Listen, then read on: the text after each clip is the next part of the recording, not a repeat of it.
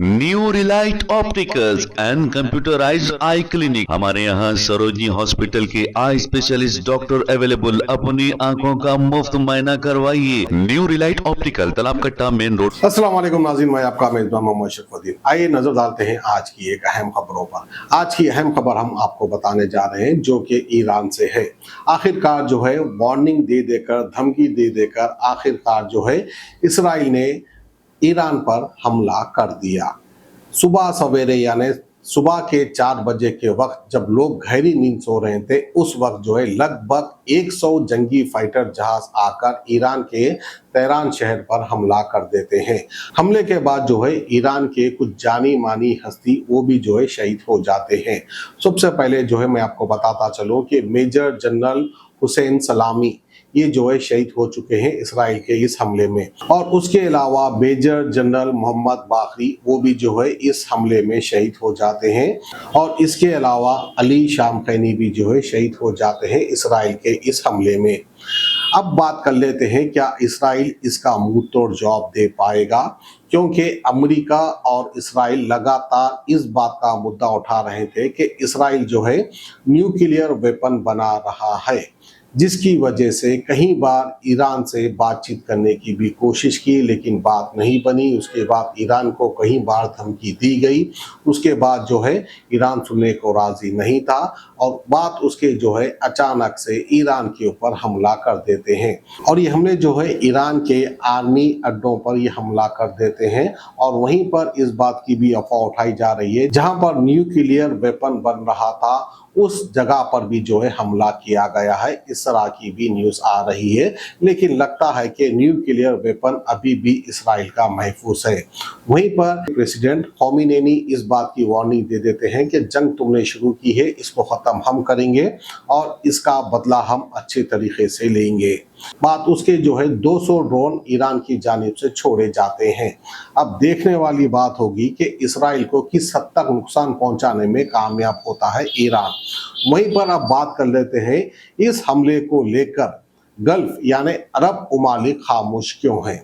दरअसल ये इसराइल का और ईरान का झगड़ा इतना क्यों बढ़ गया। नाज़रीन, आपको याद होगा कि आज से कई बरस पहले बिल्कुल इसी तरह अमेरिका ने धमकाया था इराक के प्रेसिडेंट सद्दाम हुसैन को कि सद्दाम हुसैन के पास जहरीली हथियार है, जहरीला हथियार ये बना चुका है।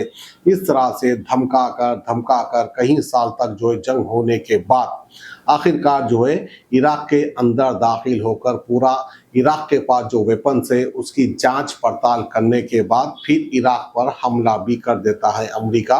उसके बाद जो है सद्दाम हुसैन को अपनी हिरासत में लेकर उसको फांसी देकर वो जो है मार भी देते हैं। लेकिन उस टाइम पर ना ही कोई अरब ममालिक साथ दिया और ना ही ईरान साथ दिया, क्योंकि सद्दाम हुसैन अकेला लड़ा था और अकेला ही शहीद हो चुका है।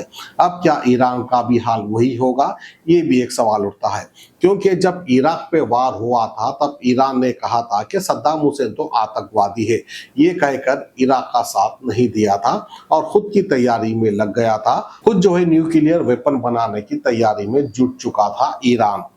अब अरब ममालिक सऊदी अरब, कतर, ओमान और इसके अलावा कई देश हैं जो कि चुप्पी साधे हुए हैं।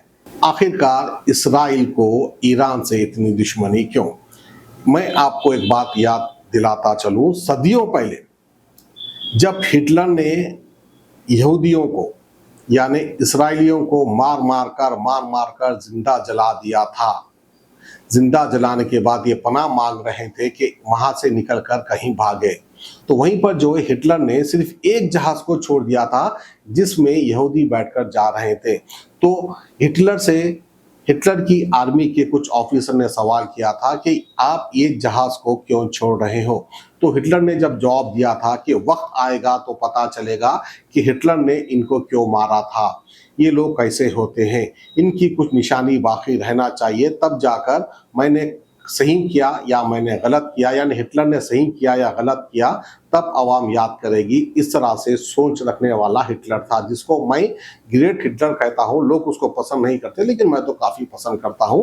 बड़ा ही सही बंदा था वो दौर के हिसाब से। बहरहाल हर किसी की अपनी अपनी पसंद होती है, मेरी अपनी पसंद, हिटलर अच्छा आदमी था। तो बहरहाल जो है इस तरह से मार मार कर उनको भगा दिया था। भागते हुए सीधा जो है आ गए ये मिडिल ईस्ट में।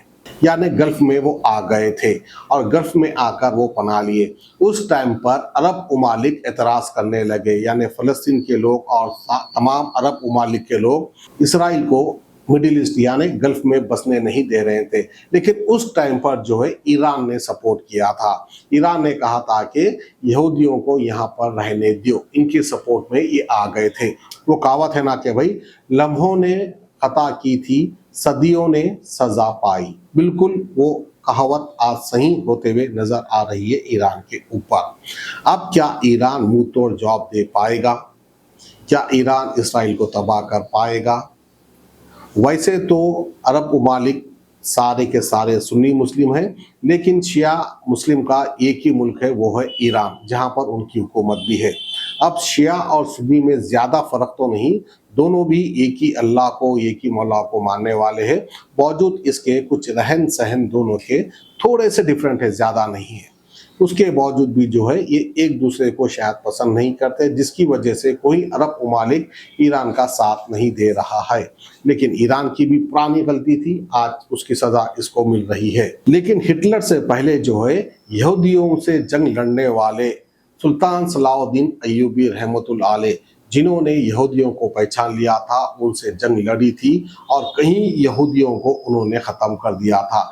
जिसमें से चंद लोगों ने आकर जो है सुल्तान सलाउद्दीन अय्यूबी रहमतुल्लाह अलैह से दरख्वास्त की, अपील की, गुजारिश की कि भाई इन्हें छोड़ दो, इनकी जान बख्श दो। तो जो है सुल्तान सलाउद्दीन अय्यूबी ने उन लोगों की जान को बख्श दिया था। वो चंद लोग, आज उनकी इतनी बड़ी तादाद हो गई। उसके बाद जो है फिर हिटलर से जंग हुई, हिटलर जो है इनको मार मार कर भगाया। वो जो है अरब उमालिक में आकर बस गए और ये दावा करने लगे कि इसराइल जो कंट्री है वो हमारी है, इस तरह का वो दावा करने लगे। जबकि वो इसराइल जहाँ बसे हुआ है वो तमाम एरिया जो है फ़लस्तीन का है, इसराइल का नहीं है। जिसके लिए आज भी जंग लड़ रहे हैं फ़लस्तीन के निहत्ते लोग, जिनके पास कोई हथियार नहीं है, जिनके पास खाने को खाना नहीं है। अगर कुछ है उनके पास तो सिर्फ अल्लाह की मदद है और ज़मीन पे बिछे हुए पत्थर है। पत्थर लेकर लड़ते हैं इसराइली फौज से फ़लस्तीन के लोग। अब क्या हकीकत में ईरान न्यूक्लियर वेपन यानी न्यूक्लियर का एटम बम बना चुका है या नहीं बना चुका है? अगर बना चुका है तो क्या ये न्यूक्लियर वार होगा? और यूं भी सुनने में आ रहा है कि ईरान के जाने माने आर्मी के बड़े बड़े मेजर और साइंटिस्ट को शहीद करने के बाद इसराइल का प्राइम मिनिस्टर नेतन्याहू जो है इसराइल को छोड़कर भाग चुका है, क्योंकि वो पनाह लेने कहीं और चले गया है। अब जाहिर सी बात है कुछ ना कुछ डर खौफ होगा उसके दिल में, क्योंकि इसराइल भी जवाबी कार्रवाई बहुत बड़ी करेगा, जिसको लेकर शायद वो इसराइल छोड़कर भाग चुका है। तो ये थी हमारी आज की खुसूसी खबर ईरान और इसराइल के वार को लेकर। खुदा हाफिज़। जी हाँ, sunglasses 99 onwards, any number glasses from 250 onwards, contact lenses any color ₹99 onwards। जो हजरात 60 साल की उम्र से ज्यादा है, हज और उम्रा जाना चाहते हैं, उनके लिए बिल्कुल free number glasses, free home delivery और free eye checkup. New Relight Optical, Talab Katta, main road, opposite to Baba Bahauddin Dargah. Mobile 9848392127।